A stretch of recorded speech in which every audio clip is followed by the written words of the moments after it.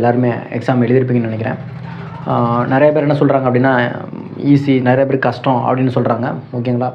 எப்பொழுதுமே ஒரு கொஷின் அப்படிங்கிறது நம்ம தீர்மானிக்க முடியாது. ஒன்று ஈஸியாகவும் வரலாம், இல்லை மாட்ரேட்டாக வரலாம், இல்லை ஹார்டாக வரலாம். அப்போது நம்ம அதை நினச்சி அதை இது பண்ணுறதுல எந்தவித யூஸும் இல்லை. ஏன்னு கேளுங்களேன், இப்போ நம்ம படிக்கிறது எல்லாமே கொஸ்டின் பேப்பரில் வரணும் அப்படிங்கிற அவசியமும் கிடையாது.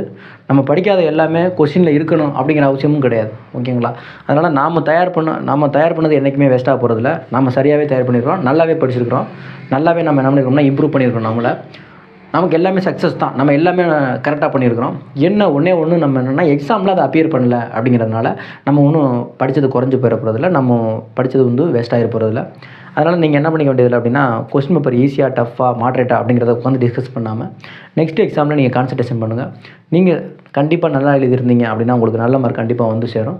இல்லை நான் குறைவாக ஃபீல் பண்ணுறேன், ரொம்ப கம்மியாக எழுதியிருக்கிறேன் அப்படின்னா இதில் ஒரு பெரிய விஷயமே கிடையாது.